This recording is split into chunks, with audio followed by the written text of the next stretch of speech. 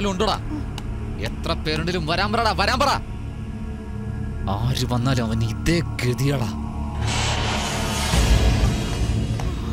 ജീവനോടെ വരുമെന്ന് പറഞ്ഞു, ഞാൻ വന്നു. എന്റെ അച്ഛനെ ജനങ്ങളെ രക്ഷപ്പെടുത്തുമെന്ന് പറഞ്ഞു, ഞാൻ രക്ഷപ്പെടുത്തി. കൊച്ചിയിലെ കോട്ടവാസുവാണ് പോലും. കോട്ടവാസു ഇപ്പോഴെന്റെ കാൽ കീഴിലാടാ. എന്നോട് ആണാണെന്ന് ചോദിച്ചില്ലേ? ഞാൻ ആണ് തന്നെയാടാ.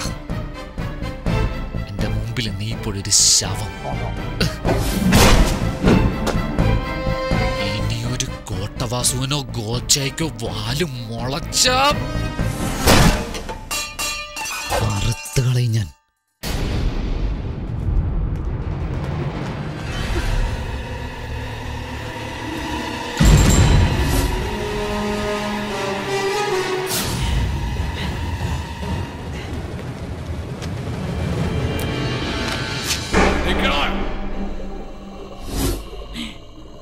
പറഞ്ഞ പോലെ ഉള്ളിൽ കടന്ന് ചങ്ങലകളെല്ലാം പേദിച്ച് അത്രയും ജനങ്ങളെ രക്ഷിച്ചെന്ന് വിചാരിച്ചോ? ഒരുത്തനെയും രക്ഷിക്കാൻ കഴിയില്ല. പോയിക്കൊണ്ടിരിക്കുന്ന ജനങ്ങൾക്ക് കുത്തിയിട്ടുണ്ട്, മുദ്ര കുത്തിയിട്ടുണ്ട്, നക്സലൈറ്റെന്ന്. കൊച്ചി രാജയെ അടിച്ചപ്പോ തന്നെ ഞാൻ ഉറപ്പിച്ചു, നിന്റെ അച്ഛനെ നക്സലൈറ്റ് എന്ന് പറഞ്ഞാടാ പോലീസ് സ്റ്റേഷനിലെ സെല്ലിൽ അടച്ചത്.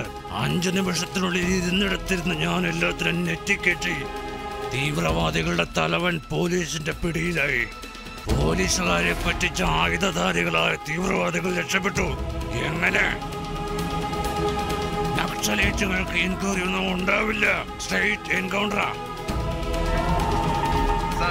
നമ്മുടെ സ്വന്തം ആളാ. Hello inspector. ഷൂട്ടിംഗ് ഓർഡർ വാങ്ങി സാർ. ആരെന്ത് പറഞ്ഞാലും കേൾക്കണ്ട, കൊന്നു തള്ളിയേക്ക്. Okay sir.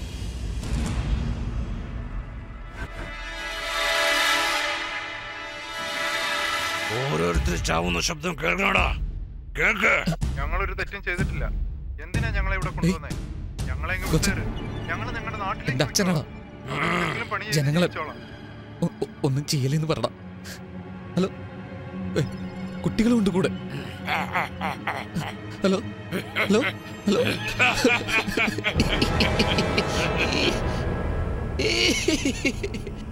ഇങ്ങനെയൊക്കെ കരയൊന്നും എന്റെ അച്ഛനെ വിട്ടുതാടാ, ജനങ്ങളെ വിട്ടുതാടാന്നൊക്കെ പാട്ട് പാടുന്നു വിചാരിച്ചോ?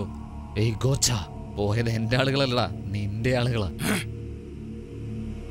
ഞങ്ങളെല്ലാം കൂടി ഇപ്പൊ നിങ്ങൾ എവിടോട്ടായി കൊണ്ടുപോകുന്നേ?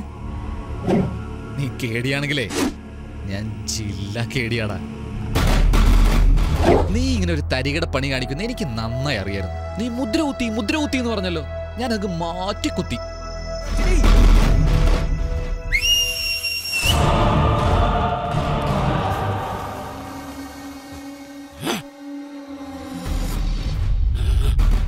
ബസ്സിൽ ഒരു പ്രധാനപ്പെട്ട വിരുന്നുകാരനുണ്ട്. ആരാണെന്നറിയോ?